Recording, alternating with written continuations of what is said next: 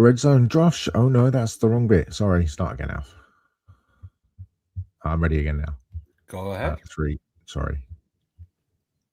5, 4, 3, 2, 1. You're on. Welcome to the Low Red Zone Draft Show. Me, Simon Clancy, and as always, my special guest, Carl Krabs from A to Z Sport. How are you, Carl? Back from the combine? I'm back from the combine. It is always a brutal 1-2 stretch because I do my fully simulated like off-season content with like free agency and the draft and a 53 projection and a cash. But so that right on the heels of the combine every year creates this whirlwind of like transitioning from one extreme to the other. But it does give you kind of a nice opportunity to kind of detach from everything with the combine and then look back at it probably with a little bit better perspective instead of being like prisoner of the moment of all these things just happened. And this year in particular, right? That is the fastest group of the combine in combine history. And we're doing less and less tests. So everybody's RAS scores are better than they've ever been. And I think the distance and a quick transition for me does give me some helpful context with this year's group. Carl was at the combine last week, as he said, so we figured we'd wait it out and come back with a kind of cornucopia of information from Indianapolis. So how was it overall? How was Indy? How was the general vibe? What was it? What did you pick up? What were your takeaways in terms of just the event? Yeah, it was a good group this year. There were a lot of really I came away with a lot of the player interviews, impressed by a lot of players, and that's always nice to kind of hear their process and their frame of mind. And obviously we're seeing some of the fruit of the business side of it that was conducted with, we get a blockbuster trade already with the Rams and the Chiefs, and they're running it back with the Tyreek Hill concept of trading him and getting a bunch of draft picks. And that part of it is always, I think, the biggest part of the combine. And then something I tried this year that I haven't really done before, but it was based off an indirect recommendation of Dolphins general manager John Eric Sullivan. I asked him what he felt the most important part of the combine was in his opinion. And he talked about seeing the guys interact with each other on the field and see, obviously you get the interview process. So like, I usually don't do the workouts in person because I like to just like lock myself up and work through the numbers and update my data entry stuff. And this year I went, and I kind of just went and tried to observe guys, and obviously the guy that's testing, but then the guys amongst themselves and how they interacted with each other, and try to take some observations from that as well. Nice. Any particular people that stood out? I mean, I kind of saw, you had Fernando Mendoza kind of taking part in all sorts of things, even though he wasn't taking part in anything in terms of his conversations with people. But was there a player that kind of stood out to you that was like, okay, this guy kind of just gets it. He's everybody's friend. Yeah, a couple juice guys. I thought Lee Hunter was that kind of guy, defensive tackle, big time personality that stands out in a big way when you get a chance to see him. I also was more so from an interview process, but one of the really compelling guys, and then like the way he tested kind of caught me off guard. Jalen Kilgore, the defensive back, like safety nickel hybrid. And being 6'1", 210 and running 4.4 flat with the kind of length that he has, it really kind of changed my perspective of him of a player because he is a nickel hybrid. And I think that probably does put a little bit of a cap on what his draft stock will be. But listening to him talk and then the testing that went along with it, I was really impressed with like how engaging he was personally to talk to, and talking about his experience and how he goes about his preparation was very, very impressive. Yeah, I'll just tell the listeners, I woke up to a message one morning that just said "sigh" from you, followed by another and another and another that just said "sigh," and then there was one that said "sigh, sigh, sigh, sigh, sigh," and it was a Jalen Kilgore thing. Yes, he had a great workout. I was going to get to him in our safety section, but we might as well do it now. 442 and 440, a 37-inch vertical, a 10-10 broad jump, a 432 shuttle. And this is a player that's, I mean, to me, he's not going to get out of the second round, Carl. I don't know what you think, but, I think people are sleeping on him a little bit in terms of just the wider kind of draft Nick community. But I think the NFL know all about Jalen Kilgore. Yeah, and physical too, right? And you see what he does. They put him out in that kind of apex role quite a bit where he's got grass to cover, and you see some transitional stuff with him that I really, really like. I think for me, he's a top 100 lock, right? Yeah. It's just a matter of, does somebody who's a competitor have a vision for him? Because I think top 50, I'd be surprised if we went like top 50. But Okay. if you told me back half of the second round, great. And if those teams are, drafting maybe a little bit more skewing for need, like I could see him trickling into the early third Yeah. round. But, I thought he was like a fringe top 100 player coming in because I like the tape, but I knew he's a big, effectively nickel. That's more of a safety background as compared to a corner background. And then, man, just the explosiveness. And then I went back and tried to look for it. And it's kind of hard in that spot because you don't have like the open field opportunities unless you're in pursuit a lot of the time because you're kind of inserted into the core a little bit more. But I think he's somebody that's stock is big time on the rise. And I would say the floor is probably top 75. Yeah, no, he's a good player. Listen, you touched upon it there. There's been a lot of talk about the players who didn't work out and how that affects, I suppose, the combine moving forwards, and we'll get into that detail in a second. But our friend Fran Duffy from the Philadelphia Eagles posted some interesting numbers in his draft newsletter last night, which I read this morning. Fran goes back to 2020, and the participation rate for running backs that year in terms of how much they did at the combine was 93.3%. This year it was down to 61.9%. For tight ends, it was 85% in 2020 compared to 66% this year, and then just 55.6% of edges worked out this year compared to 86 only 6 years ago. Is this, I mean, it feels like a combination of factors, but is this to do with NIL and player empowerment? Is it the influence of agents protecting clients a little bit? Is it, or a little bit more? Is it down to the fact that I suppose some of the most important drills, the agility ones, have been moved to the end of the on-field workout? So people have been kind of going for 3-4 hours. They're kind of gassed. I suppose the college football calendar plays into it. We saw a lot of the Indiana players not work out. And also teams have more access to things like GPS data anyway, so they can gauge play speed more accurately and efficiently than they were able to do years ago. And players and agents know this. I mean, I think they all factor in. I don't know what you think, but it feels like that's part of why people aren't working out. But I kind of feel just a bit of a shame about the lack of competitive spirit that goes on. People just standing around and not doing. And I get it. I understand it. I really do. But I just feel like, maybe it's not in the spirit of the event. I don't know. Maybe that's an old-fashioned point of view. Well, yeah, I think you can look at the Senior Bowl and the Shrine too, where guys agree, accept the invites, and not only do they back out the week of the event, but there's other guys that come in and they choose not to weigh in. Yeah. They choose to not participate in the game. They have one good practice and throw their hands up and say, "Mission accomplished. I'm good." Some of them come in and are not working at all. And I think the whole thing, there's layers to it, as you pointed out. And I think there's very valid arguments for all of those elements of the timing of the workout, even the specificity, right? Like guys stack on weight and they'll do their power testing. Maybe they'll do their runs, maybe they'll do their jumps, but they won't run and they'll lift. Other guys maybe trim down and try to just do the speed timing, and then they'll come back on the pro day, and that's when they'll run with a little bit more friendly environment where they can get closer to a playing weight if they bulked up weight because they got a size concern. It's just become so manipulated and twisted. The draft process is supposed to be about assessing you, and kind of the combine training that guys go through, the 8 and 12 week programs on not just interviews, but how to run a 40 and what your start needs to look like. And it's not even really functional football stuff anymore at this point. And for some guys, it's totally counterproductive to spend all that time investing in that just to shift gears and then go back to football sense. Yeah. So it's a mess. The whole thing really is, but it's like anything else when this is the way we've always done it and the world is evolving.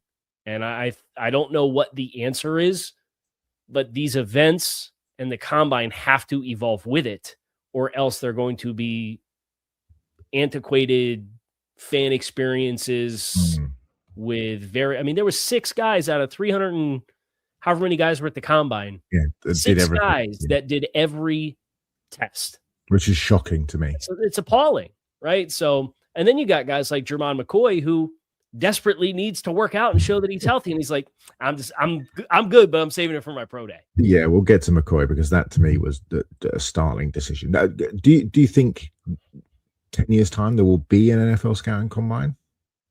I think there will always be something because the league is incentivized to have the event because they want domination in the calendar year round, right?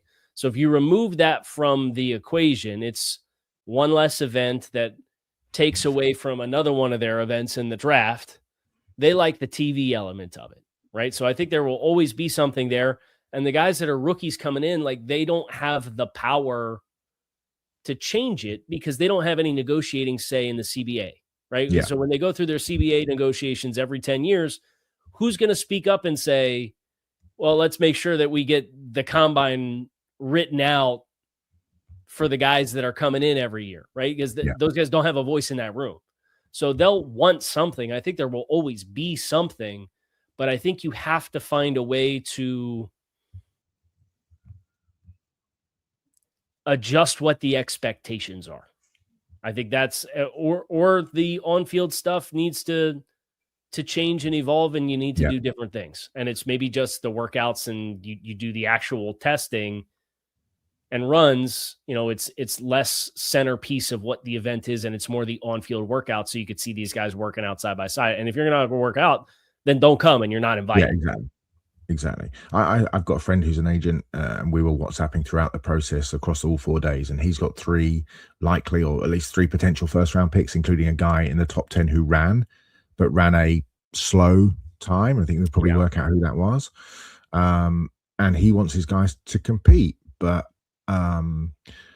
his second guy did everything but the 40, and his third guy really didn't do anything very much. And he said, look, it's a combination of factors. He said, but the players are smarter in terms of knowing what they know. You look at David Bailey, who isn't a client of his, but did everything except the drill that you knew he wasn't going to do particularly well in and was going to get knocked for example.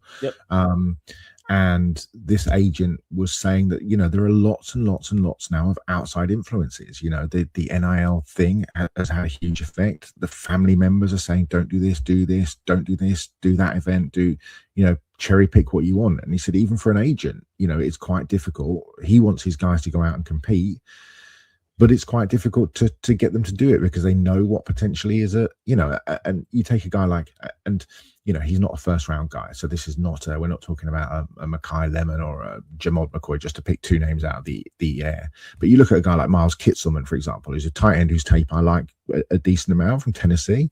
He runs a 4.93. That clearly is going to have a major league effect on, where he ends up, as in he's almost certainly not going to get drafted. Now, that's not going to happen to, a David Bailey or a Ruben Bain or a Akeem Messidor if they work out. But you can see that if they turn up and run slowly, as has always been the case, but with the outside influences and social media as it is, and, however many, accreditations there were for people at the combine, these things will have a knock-on effect. And, I do get it.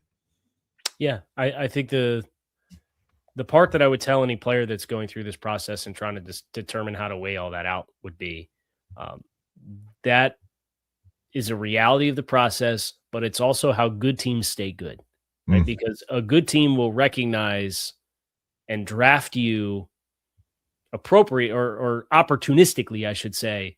If you're a modest physical tools tight end like Kitselman and you run 4.9, which I don't think anybody would be surprised when they watched him play that he's not a 4.6 guy, right? No. That's not his speed. A good team will still recognize what your value is, and they will probably have a better expectation for what your role is.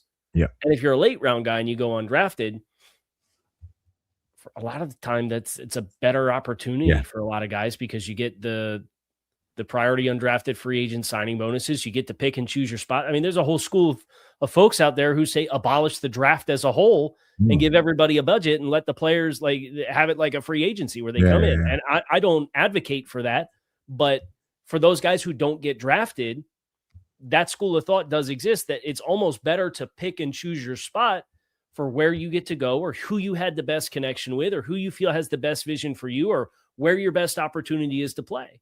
Yeah. So, especially if you're not an early round guy. Yeah. If you're not an early round guy, have the full transparency, because the good teams are still going to see you for what you are. They're still going to have a vision for it. And if you're a late round guy that doesn't go drafted, there's plenty of examples of successful undrafted free agents because they go to the right situation, the right opportunity. And if you're in demand, you're still going to have an opportunity to collect a signing bonus. And some of those, you get more guarantees than what you do for guys drafted in the 7th round too. Yeah. Let's not do away with the draft. We wouldn't have anything to talk about. I would agree. Wholeheartedly. What are we doing? We don't need lotteries, and we don't need no draft at all. Those are the two things that come up every year this time of year. And I'm like, no, I'm good without that. That's the time. 100%. 100%. Right. Let's get into day one then. Linebackers, edge rushers. Where were you, Carl, when the news of Ruben Bain and Cassius Howe's arm length started to waft through the corridors? And what was the reaction of NFL personnel that, I mean, I don't think it came as a surprise, particularly to anybody, in terms of, wow, these guys have got short arms. It's not like we haven't been talking about it for 6 months. But, the confirmation, I think, was probably the thing that hit everybody. What was it like when the news came through?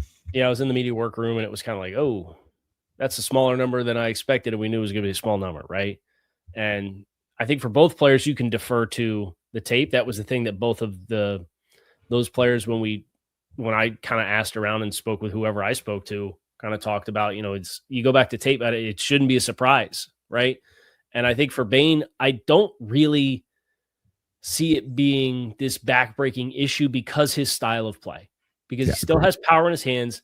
And even if somebody gets him in grip and in close quarters, he's so compact to play up, under, and through, and the amount of help that his hand has, he can still create space and the power that he has, and then he has accuracy with how he uses his hands. I still don't see a lot of issues with deconstructing blocks. It's just he's going to be a close quarters player a lot of the time. And in that case, it's going to be muddy reps and dirty reps, but he feels all that very well. I think it's a huge deal for Cash Howe, though.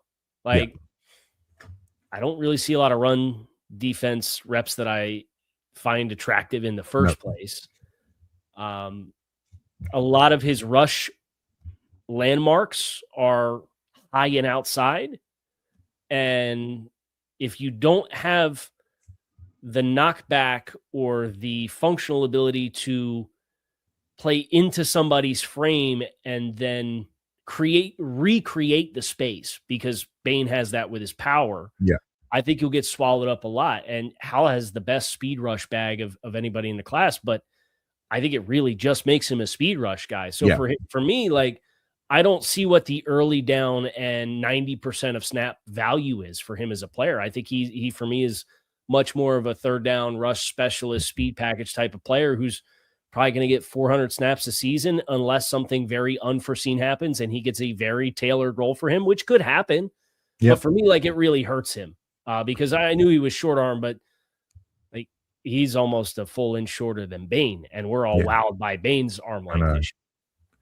Yeah, the Bain thing is interesting because I've never watched him and thought, you're being really affected by your shorter than average arms. I think there's so much power in his hips and in his lower body, that hump move he has that creates, space and all of those things, and the way that he works. To me, it's just not, and I don't look at Ruben Bain and think, he's a 15 sack a season guy anyway. That to me is not what his game is.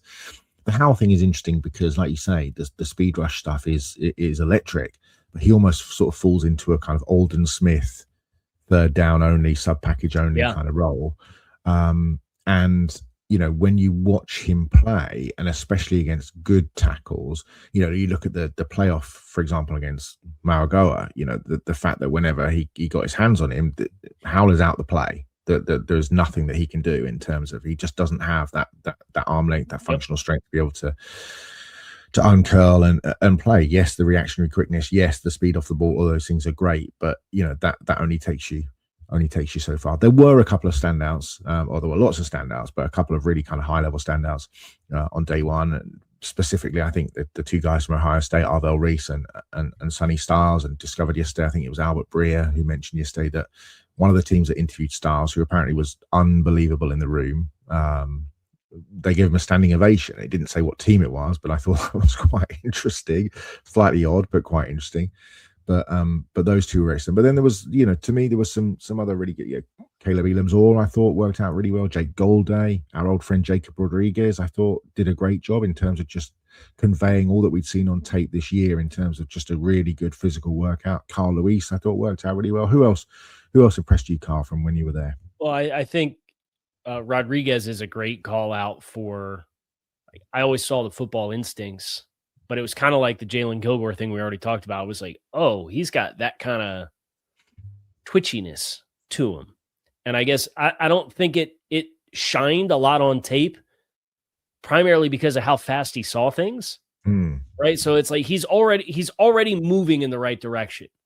As compared to with Sonny Styles, there's stuff where he's on a zone drop on the backside and the quarterback takes off and he runs and he breaks the line of scrimmage. And you see Sonny, how he opens his strides and like his acceleration really just comes from the amount of grass that he takes when he decides to open up his strides.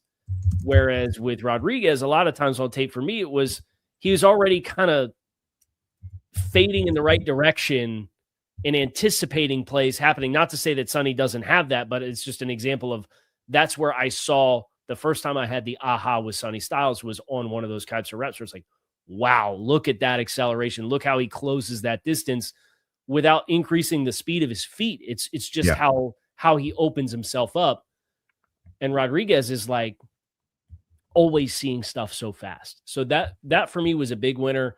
I really liked Golday's interviews. You mentioned him as well. I think he's a great call out. Big player for linebacker position with some pass rush profile.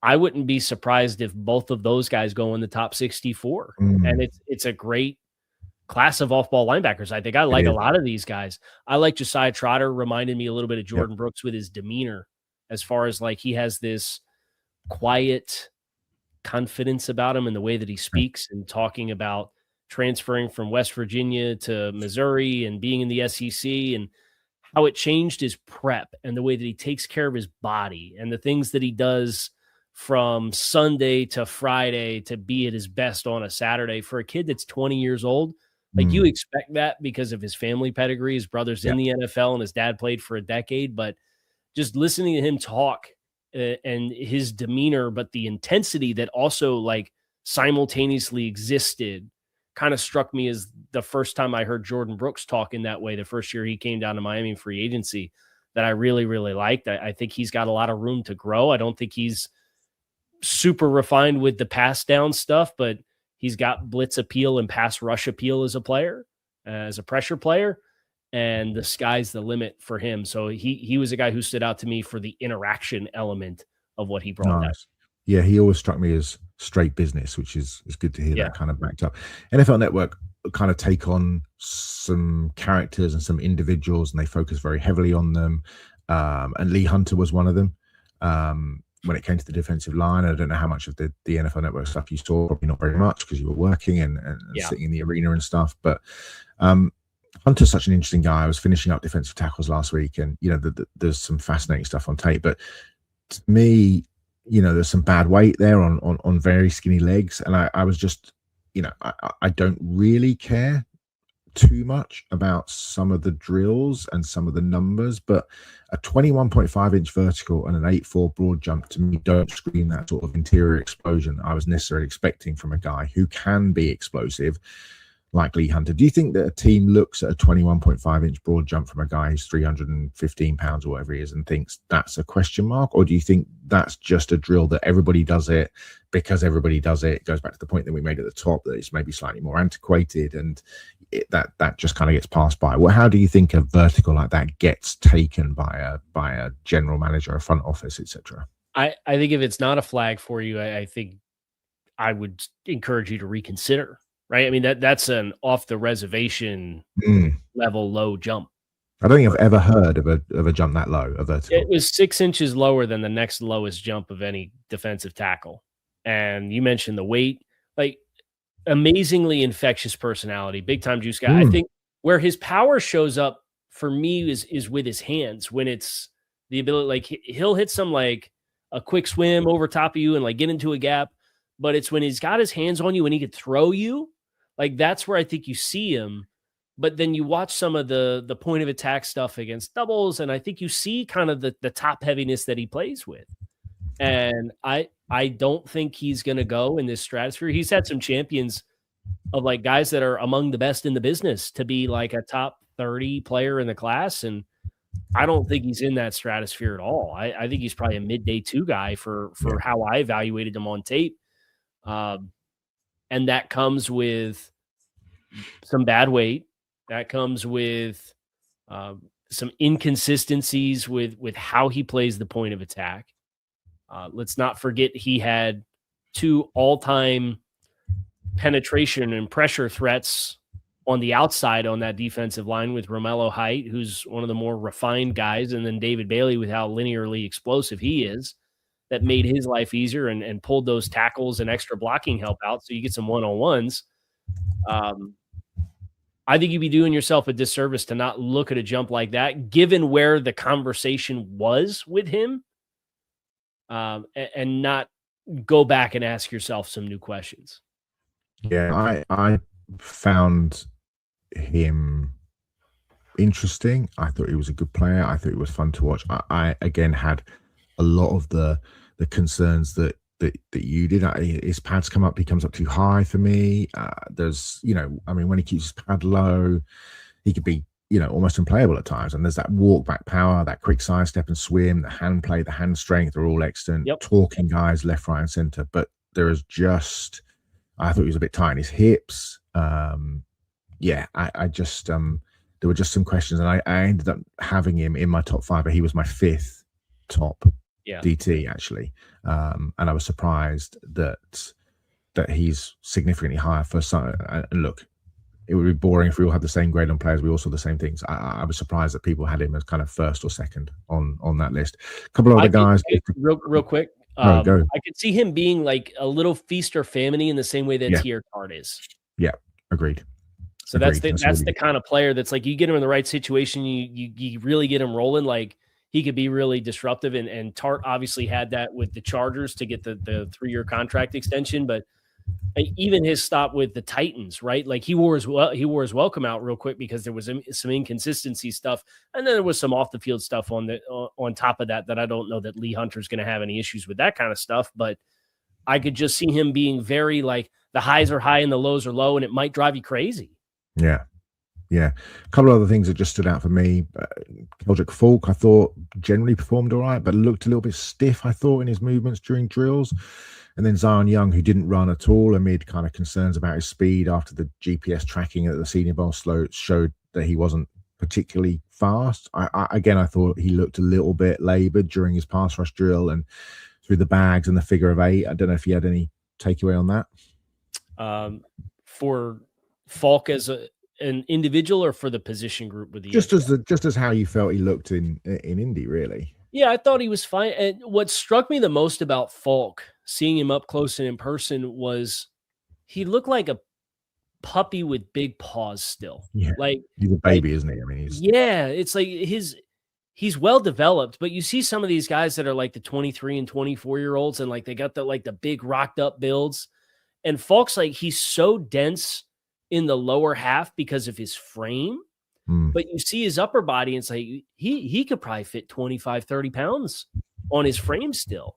And that was the thing that stood out the most to me. And it's, kicking around, is he a big end? Is he a DeForest Buckner type at defensive tackle? Like, I could totally see that being the most favorable pathway as he continues to fill out his frame. It's just a matter of, okay, now you're getting in a totally different area of projection for the role that he'll play and how he will take to it. I thought he has no bad weight on him. It's just like, wow, he's really still got a lot of room to grow into himself. Yeah. And if you believe in yourself, that's great to have. I thought it was fascinating that he was 288. And I know that, collegiate listings always tend to be a little bit wild, but he was 288 in this season in terms of how he was listed in the media guide for Auburn. But I think he 273 or 275. Okay.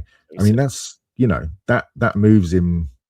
Those 12 pounds are, that's that's a big difference, I think, in terms of, because like you say, I think he could definitely add the weight, and he could, I mean, the Tigers employed him pretty much inside anywhere from 2 to 4-eye, and as far out as a pretty much a wide 9, and there wasn't actually that much drop off from position to position. He had to wear lots of hats, and I think people take a kind of cursory look and see the stats go down, the sack numbers went down, but actually, I think he was asked to do an awful lot of things. And the question for me is, whether or not a 4-eye or a 5 technique could be the best way to maximize his ability moving forwards. I think he's a good player. And like you say, I think the DeForest Buckner thing is a really good, I mentioned it in passing into our kind of group chat. And I think he himself mentioned that DeForest Buckner was a guy that he modeled his game on. So, So yeah, I like Falk moving forwards. Into day 2 then, defensive backs, tight ends.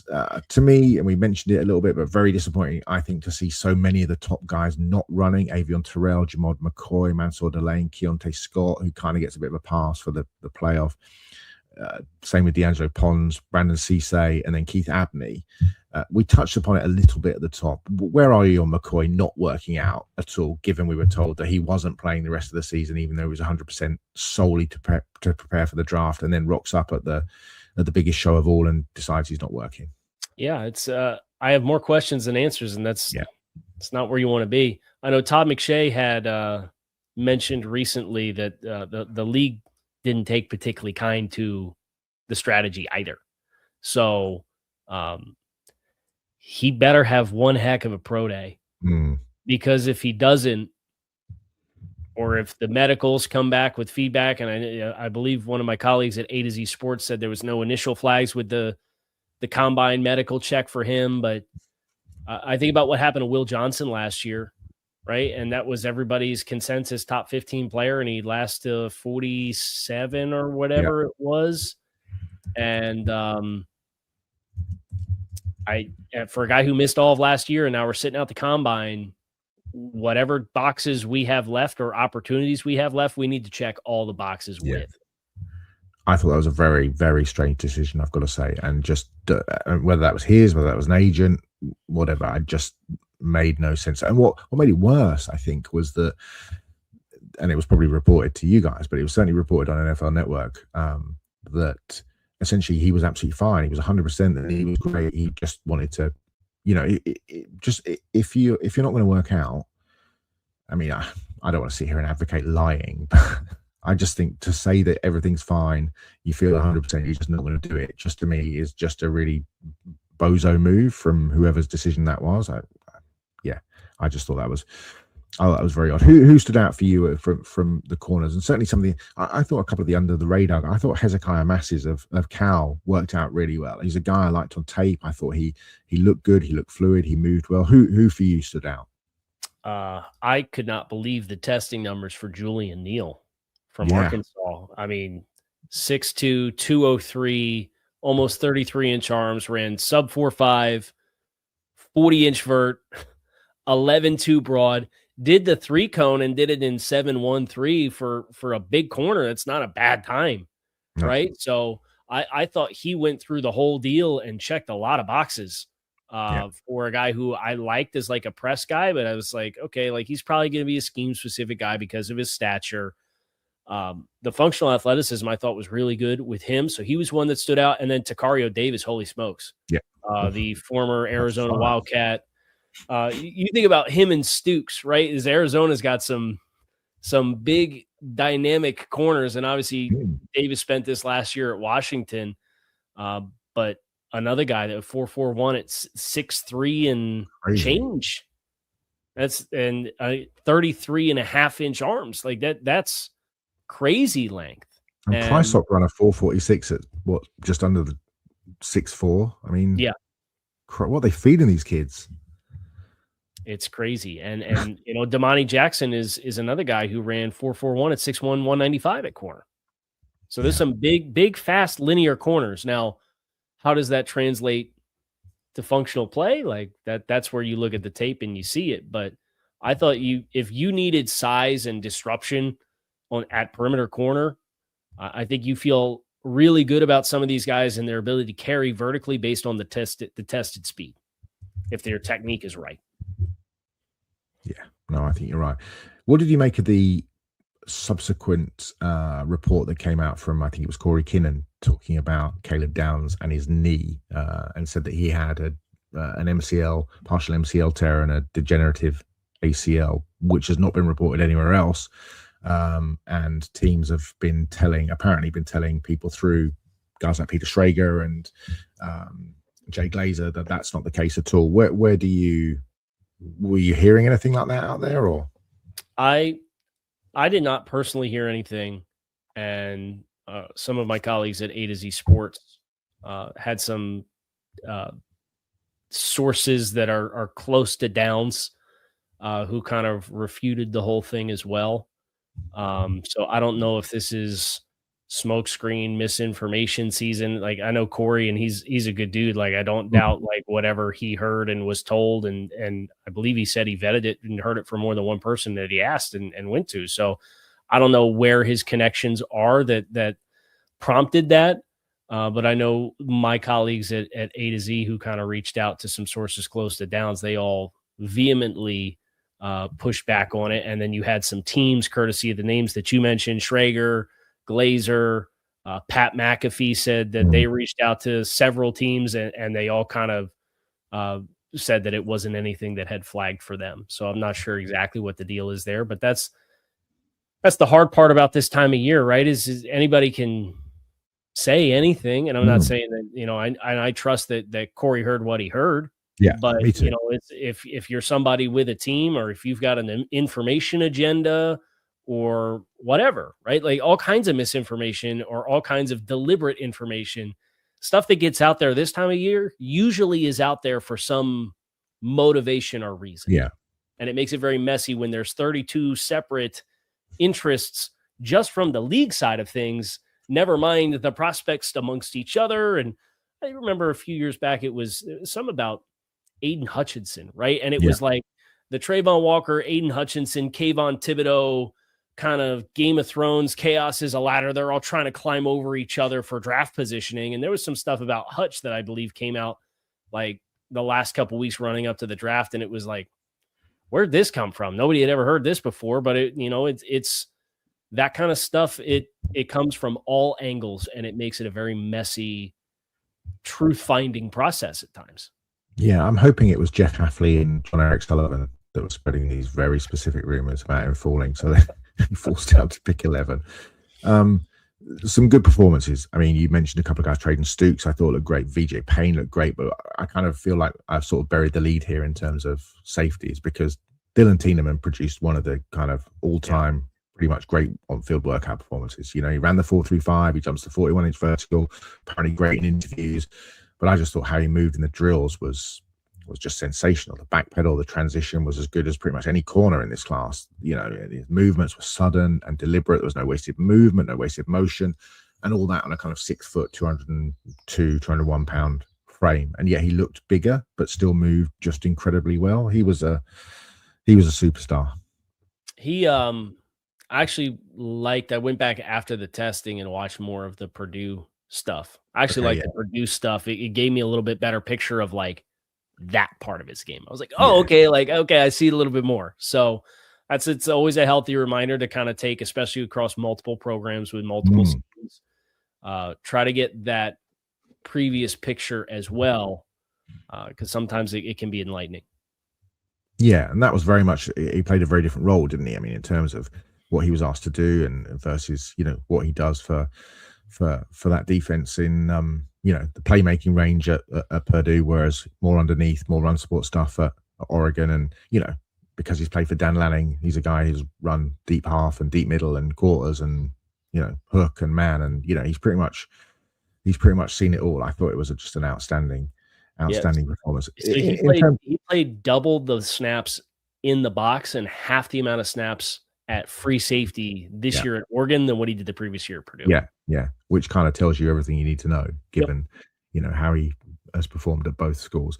And the tight end performances were dominated essentially by the kind of Sadiq versus Stowers face-off in terms of trying to outdo each other at every single event. But there was some nice under the radar showings as well. I thought John Michael Gillenborg, Sam Roush, Dallin Bentley in the drills looked nice. Who caught your eye out of the tight ends before we go to break? Yeah, I thought Sam Roush really helped himself a lot. Yeah. And you see him up close and in person, and this dude's a brick house. 6'6", I loved him on tape. 270. He doesn't have great length, but because he's such a broad frame, like he could still offer some connection. And the degree of difficulty of his assignments as a blocker is NFL stuff right off the jump. And at 267, I mean, we were in the 3-cone and 708. We jumped 38.5 in the broad. So if you're looking for short area agility, check box. You're looking for short area explosiveness, a 1.61 10-yard, and a 38-inch vert, and a 10.6 broad, right? Like, check the box. He's somebody who I think has a chance to come in and be, I don't know that he's ever going to be a runaway guy as a pass game threat, but Stanford also really had a hard time with the concept of the forward pass during his time at Stanford. So I see a guy who's going to be a lot better and more consistent of a pro, although the receiving profile last year was over 500 receiving yards. So it wasn't like he was an unproductive player. I think he's going to be a very reliable Y tight end who's not going to have that developmental curve that a lot of tight ends have when they come from college to the pro, because the assignments look so different. Yeah. He also has the greatest lineage of any player I think I've ever graded in all the years I've done this. His father played football at Duke. Mother played volleyball at Montana State. His maternal grandfather played football at Utah State and in the NFL with the Rams, the Broncos, and the Bills. His maternal great uncle is Merlin Olsen, Pro Football Hall of Famer. A second maternal great uncle is Orrin Olsen, who was a star at BYU and with the Chiefs. His paternal grandfather played at Ohio. His paternal uncle played football, won a national championship at Northwestern. His paternal great-grandfather played baseball for the St. Louis Cardinals, and a second great-grandfather was a national championship runner-up at the 1941 NIT with Ohio. And he's got a cousin called Hans who's played football at BYU. And he played rugby in Kuala Lumpur, Malaysia, Jakarta, all over Indonesia as a kind of rugby standout when he was a kid. So, I mean, there's some serious background there in terms of family talent. Yeah, I mean, when Merlin Olsen's your great paternal grandfather, you know you've got something in your camp, right? Right. Right, before we get to days 3 and 4, I'll just tell you quickly about Mold Court Environmental, our sponsors, South Florida's trusted mold inspection experts. If your home or office smells musty, or if you're worried about what might be hiding behind the walls, then Mold Court gives you real answers. No scare tactics and no guesswork. With over 15 years of experience, they're fully licensed and insured, serving everywhere from the Keys to Tallahassee, because the only thing that should be growing in South Florida is playoff hopes. For mold testing you can trust, call Mold Court Environmental at 954-709-2998. That's 954-709-2998. We'll be back in a minute. If I just pick up Alf, yeah. I suppose that's yeah. Welcome back. Let's get into day 3 at Indianapolis. Carl was there. I wasn't, but I was watching on TV. We had quarterbacks, running backs, and wide receivers. There was no Fernando Mendoza, Carl, but we did see Ty Simpson throw the ball, and actually I thought his workout was really excellent. I thought his technicals were very good. His footwork, his drop, his body control, his throwing base, all of those things were excellent. I thought he threw the ball really well. His throws over the middle were on time and delivered strongly. He, I thought he was anticipatory. And one scout texted me to say it was one of the better quarterback workouts he's seen in the last decade. How did you think that Ty Simpson looked? I thought he had a great week. I liked his podium stuff. He gave a great recall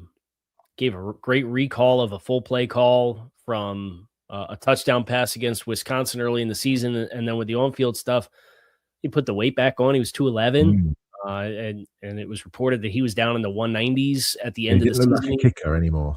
Yeah, so I thought physically he carried himself well. I thought that really helped him. And to your point, everything looked clean stroke. Good placement, good velocity, looked strong and looked fluid. So those were things that a lot of the questions that I had with Ty beyond just seasoning and experience was, what's the physical tools that we have to work with here? And obviously he's got a little bit of mobility to him, but he didn't look like a under gifted player. He looked like a sufficient level across the board tools to be a starting NFL quarterback, just watching him throw. And that with how light he was at the end of the season was, I think, one of the bigger questions that I had physically for him. I felt better about those elements of him than what I did coming into the week. Yeah, I think as we stand here on March the 5th, I've got a question for you, one of those horrendous, put you on the spot questions. Yes or no, Ty Simpson in the first round? Yes. Okay, interesting. I think we're hard enough for answers at that position for enough teams, and some of them have multiple first-round picks. Cleveland, I think that's a really interesting. Todd Monken coming in, and what do they do with their offensive line? And they traded for Titus Howard, and now they're potentially going.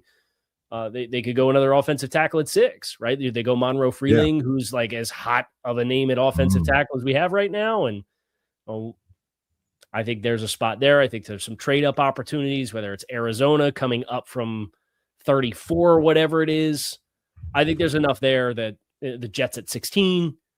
I think there's enough that he'll land in the first round. Yeah. I also thought Cole Payton looked good. I thought it was nice to see Drew Aller back out on the field. But what was your take on the Taylor Green workout? To me, it was the most Taylor Green workout of all time. He looks athletic as anything, and then chucking balls all over the place, throwing balls out of bounds, underthrowing people. I mean, people were going crazy for it. But what was your take on it where you were? Yeah, and especially quarterback, there's such diminishing returns past a certain point with athleticism, because you don't really call quarterback run game like you would at the college level, right? And we knew we was athletic, and it was just, don't count it twice. And it felt like there was a lot of counting it twice when he worked out, and he was all the eye-popping numbers and 4.37. And then you watched him attempt to throw forward passes. And it's like, oh yeah, this is why this guy had a hard time sustaining his level of play. The tools are undeniable. And I think that the rush to move him to a different position is ridiculous. Me too. Let him get the crack at quarterback first, because you see high level moments and it's just putting it all together. But you were Cy, we were hearing like second round, third, like top 100 lock, and I'm like, no way. There's just no way with what the film was. And then the throwing workout was exactly that. And it was like, if you didn't see the testing numbers and you just watched the throwing session, what would the conversation be? Yeah, he's a undraftable, late round, undrafted free agent type. Unquestionably. Like Joe Milton, 7th round, like, okay, Bazooka Joe, like, that's great, right? But super rough around the edges. Nobody's questioning he has a strong arm, but the process of, and one of the folks that I had a chance to really spend some time with, I sat next to Greg Cosell. Yes. On the flight out from Philadelphia. Great Greg Cosell. We sat next to each other on the flight. We talked football the whole time. I'd met him once before for like 10 minutes and for a Steve Clarkson event out in California. But I sat next to him for the 2-hour flight. We talked nonstop, and we both got in on Sunday. He said, "What are you doing for dinner tonight? You want to go grab some dinner?" So we went out. We had dinner at one of the restaurants in Indy, and he talked a lot about. I mean, he was talking about his experiences with Bill Walsh. He was talking about his exposures to Tom Brady and all of the talk about quarterback play and like the rhythm and the timing of it. And I get like that's kind of an art we're losing in this new age of NFL where like the aliens do run the world. Yeah. But that part of Taylor Green for me is a lot of times completely absent from the way that he plays the game, to the point where it's kind of irreconcilable for me to get anywhere past. I think if he's there in the 5th round, it's the perfect 5th round flyer quarterback to take because the tools are so good. But anything above that, it's like, I feel like you're cutting your nose off to spite your face for the things that really don't matter to create a reliable starter at the NFL level.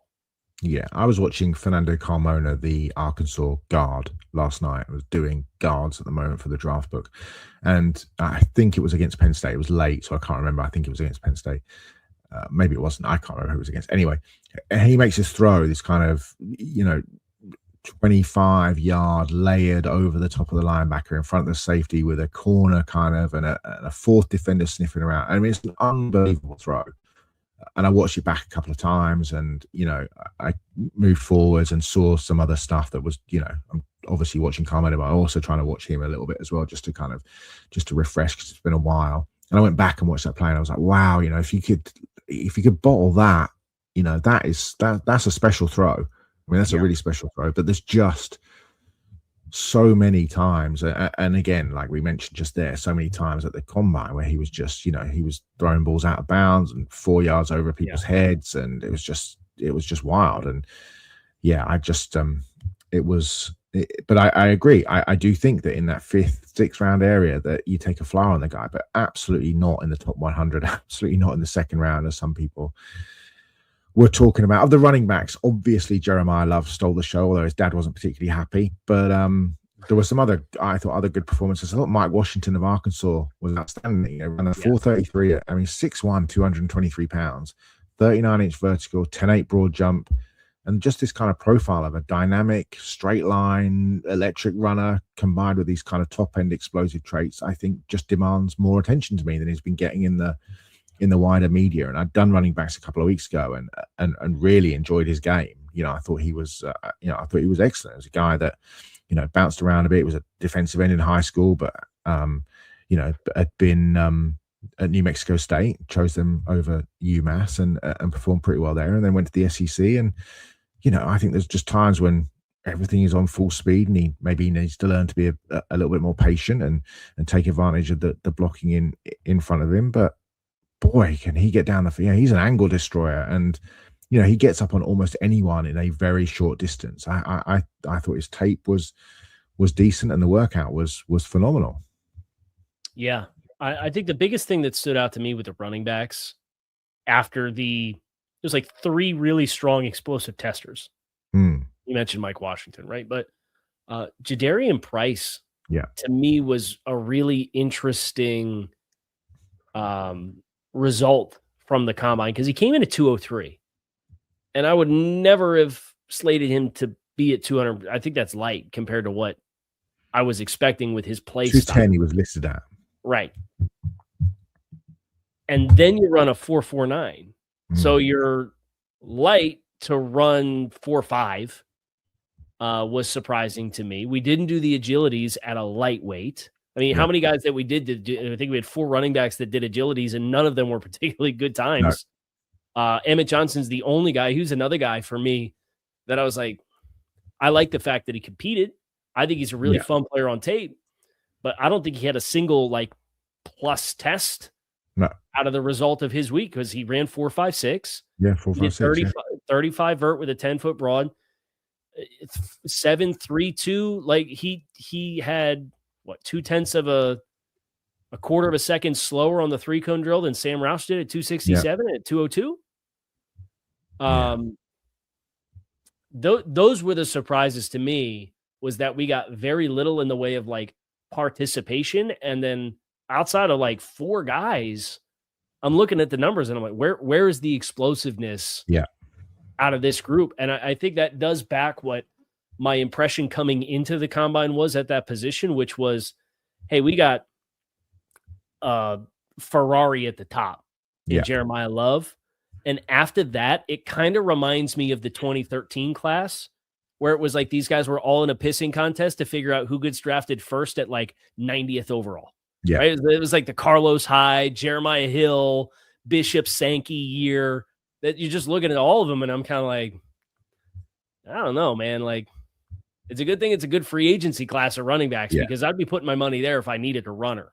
Yeah. And then guys like Jonah Coleman not even working out at all. It's like, come on. What? Yeah, I don't know. It goes back to what we said. Maybe it's just old man barking at clouds. But I didn't I wasn't a huge fan of some of those. And then the receivers. I thought a number of receivers did well. I thought Chris Brazell looked good, Jacoby Lane, I thought Deshaun Stribling, Ted Hurst worked out very well.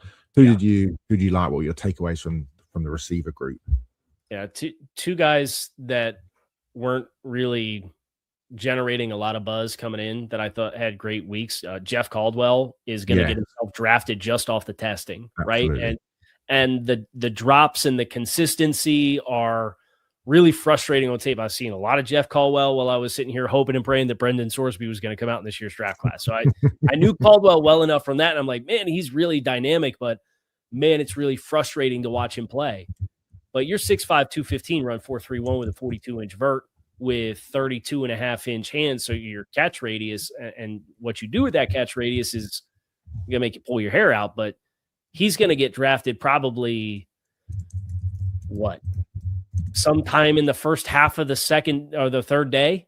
Yeah. Like round 4 or 5, probably, with just those athletic tools that exist. And maybe teams will show some more restraint, and I would probably applaud it if they did. But he had a great testing showing. And then Bryce Lance. I never in a million years would have had Bryce Lance with the kind of athletic numbers that he put on at 6'3", 204. Yeah, I like Lance. I think he's a good player. He's got a deep. I'm just trying to look at his 100-meter time. He's got a good 100-meter time somewhere, but I can't see it in front of me. But yeah, I thought he had especially that size as well. Big kind of. Yeah. Big. 6'3", 204 with a 4.34 and a 41-inch vert and 11.1 broad, and then he did the 3-cone drill in 7 seconds flat. He did, yeah.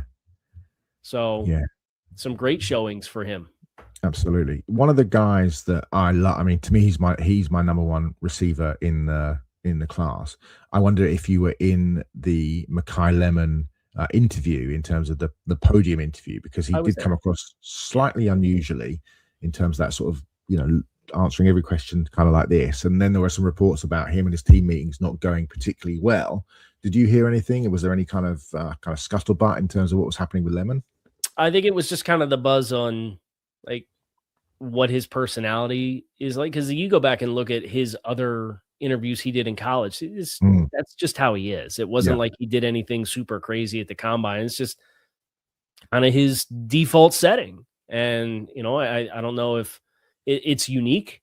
I don't know that it's bad, and I'm sure everybody's rush is to it's different, therefore it's bad. I wouldn't say one way or another. But it was the buzz of the day just because it was a very visibly unique presentation of himself at the combine. But I didn't hear anything overly negative. It's just, hey, he's kind of a unique cat, and that's how he is. Yeah, I texted a scout with one of the with an NFC West team who was in the room when they interviewed him, and he was like absolutely fine. It's like he's an introvert. He's, like you say, he's a different kid, but not in a bad way. He was like certainly not the best, certainly not the worst. So I was intrigued to hear that was a report, but yeah, we'll see how it plays out. And then final day, offensive lineman. And to me, the standout performance came from a guy who measured in with 32 and 1/8 inch arms, but who ran the 491 and explosive testing with a nice vertical, a decent broad jump. And to me, Spencer Fano was just noticeably more athletic than anybody else during the on-field drills. The speed, the ease of movement kind of just jumped off the screen and just felt like a different level of athlete to pretty much everyone else that was working there. Was that your takeaway? And who else did you like? Yeah, I think the movement skills have always been like the hallmark. Yeah. I think the thing that I struggle with him at times was kind of the anchor. Guys would kind of take him down the middle and he'd get bubbled a little bit at the point of attack sometimes on film. And then you saw the length. And I think he's above 32 is like we're threshold. Like we'd be okay at tackle. But I talked to 2 scouts and somebody else in the media before his on-field workout that said, man, his movement skills, I bet he'd be a hell of a center. And then he did the center stuff after the on-field workout, and I absolutely loved it. And his interview with NFL Network that I saw rolled back was, I'll play anywhere, right? Like wherever you want me to play. And I haven't had a chance to do it yet, but I bet if I watched him, and 6'5.5" is a little tall to play inside, but I bet he would grade out higher for me as like a really deluxe athletic center than what he would at tackle. Interesting. Yeah, I mean, I just love the work that he does, as a zone guy, driving his hips, rolling them through contact. I think he's a decent through contact. I think he's so nimble as a mover. I think the range is really good. He can kind of latch, he can turn. And I think I love how synced up he is with like the minutiae parts of his game. I think, the leverage, the combo blocking, I think he plays off contact really well. He's just smart. And I think that football intelligence, the FBI screams, as you mentioned about the center in a conversation that we had a few days ago in terms of what somebody had told you. And I think that's really interesting. And the height would concern me, but I just think that, he absolutely, if it doesn't work out at tackle, might be the next best thing in terms of just moving it. And to me, he reminds me a fair bit of Zach Tom, actually. And I think, there's been conversations about whether or not, I know that Rob Domofsky, the Green Bay beat writer, said that he had a conversation with somebody. It might have been Gutty. I can't remember who it was, but was like, he's going to play tackle for us, but he could be a Pro Bowl guard and an All Pro center. And I think potentially, has the same kind of makeup, I think. Well, and I think that'll really help him with the draft process, because now there's something for everybody. Yeah. Right? It's like if you have concerns about the tackle stuff and you're willing to project him inside at center, now every team should have some level of conversation about Spencer Fano being a top 20 pick in the class, because I think he could, if you're comfortable with the tackle stuff and you run a zone scheme and you're not worried about kind of the vertical displacement and anchor consistency with guys that have speed to power that can get into his chest, if you're not concerned with that, he's going to be a top 20 tackle based off the athleticism. If you are concerned with that, at center, you mitigate a lot of those concerns, and the football IQ is still there, and the athleticism is really going to be a needle mover where you're getting a lot of ace blocks and up on the linebackers on the second level where the range is that much more important. And he projects, in my opinion, is like a top 20 player there. So a big winner for positional versatility to show the willingness, in my opinion, to embrace that. And it was a conversation coming in, and then to see him lean into it and say, yeah, no problem. You want me to work out there and see if I can be of appeal to you there? Let's do it. And I thought he helped himself in a huge way. The anti-Jamod McCoy in that regard. One of the guys I just do not get in this draft, and NFL Network obviously and understandably focused on him because he's got, he's the oldest school of old school guys with a big long red mullet, is Jennings Dunker, the Iowa tackle, who will be a guard. I don't get it, but a lot of people do. But actually, to give him his credit, I thought he moved okay. I thought he looked okay in those drills. What was because he's such a big personality, were you getting any vibes about Dunker when you were there in terms of the people that you were talking to? So I had a 3rd round grade on Dunker coming into the event. And the more offensive linemen that I'm exposed to in the mid rounds, the more I probably like more than Jennings. And I think he's a perfect, like, blue collars. And I know Iowa played, they're the wide zone factory for offensive linemen at the college level going to the NFL. And there are a lot of those guys are bred for success to make that transition. But he, to me, is much more of a interior guard, vertical run scheme. His arms magically shrank a half an inch from the Senior Bowl to the combine. So file that away for all the pro day numbers for the arm lengths for guys that you got worries about, because that one was a very visible one. Just a very linear player. And I think if you play him outside of a phone booth, I think you will see he's got okay athleticism in a linear situation, but guys that are able to run across his face, he'll get out over top of his skis a little bit, and then he's leaning and he twists on this very narrow base that allows guys to run around him. I don't see a tackle. I see a scheme-specific guard to optimize him and be the best version of himself. And it was interesting because before the testing, I'm thinking, hey, maybe I can land like where I landed with Tate Ratledge last year. Tate Ratledge had great athletic testing. And Jennings wasn't in that stratosphere with his, a 1.83 10-yard and a 5.2 in the 40 with a 4.63 short shuttle is, well, Tate was really athletic with all of his testing. So I think Dunker's probably a late day 2 guy for me when it's all said and done. And I'd be surprised if he was not that predictively as well. Like sometimes it's like, yeah, I'm just going to be lower. I'm going to be higher on a guy than what the league consensus is. And like, I'm okay with that. But Dunker, I expect him to ultimately predictively land 76 to 100 when it's all said and done. My argument, unfairly probably to him, is that if he was called Matt Smith and he had a skinhead, he'd be a late rounder. I just don't see it on tape, but maybe that's just me.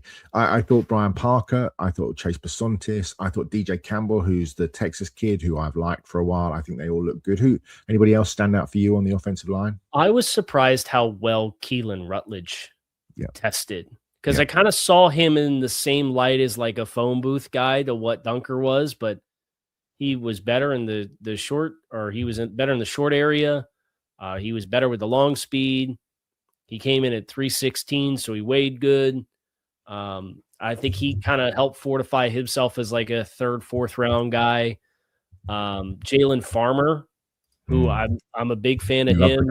Yeah. Little raw in some of the technique stuff, but has the brute strength and the broad shoulders and the length, right? 34.25 on the arms to go with a big, broad 6'5" frame, running 4.93 and a 9-foot broad. That stood out to me as something that I thought I was not expecting. I was maybe expecting a little bit more of like road grade as compared to having that kind of vertical explosiveness to his game. And then Micah Morris, the guard from Georgia, I thought really helped himself too. He ran 5.09 at 334. He had 29 on the bench, 173, 10-yard split, and 9.4 broad at 334 is really, really good. And he obviously had the year this past year at left guard. And before that, never really had like super high volume of snaps. He got playing time, but not like unquestioned starter. So Morris is another one that I thought really helped himself. Yeah, I thought it was he really did. I thought he was he's a very interesting player. Before we get out here, you sent me a message that said a lot of great intel last week. Anything you're willing to share with the faithful Low Red Zone listeners and viewers before we get out of here? What was your best bit of intel that you left Indianapolis with? Well, I know where our bread is individually buttered. And it's with the team in South Florida. As I understand it, the team had placed, and I'm not going to get into specifics, more than one phone call to teams inquiring about trade value for non-starter quarterbacks on their roster. Interesting. And so we're talking I'm just throwing some names out. Tyler Bagent, for example.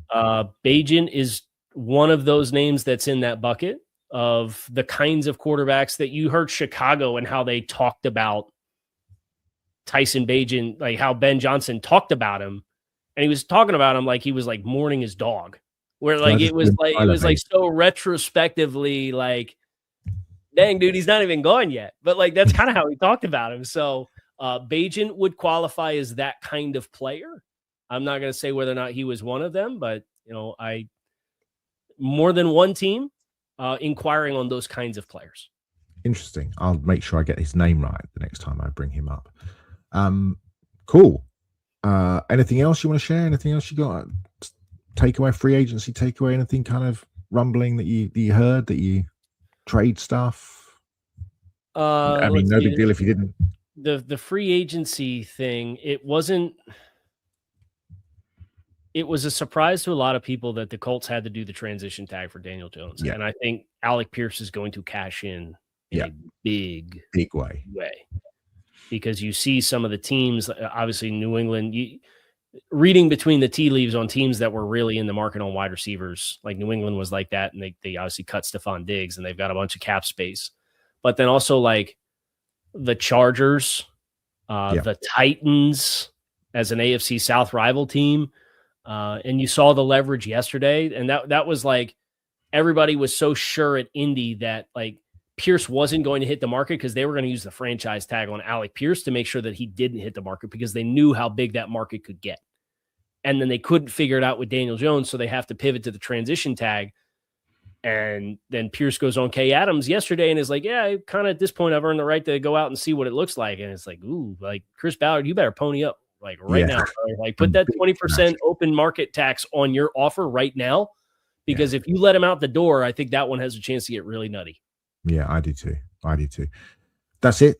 Thanks for listening. Thanks for watching, Carl, mate. Thanks as always. Some great stuff there from Indianapolis. You can catch Carl at A to Z Sports or at Carl Krabs on Twitter. You can catch me on my Substack, which is simply called The Low Red Zone, or at Clancy on Twitter. We will be back next week. Plenty of draft stuff as we build up within the last 7 weeks now. The ticker is firmly underway as we get towards draft day. We shall see you next week.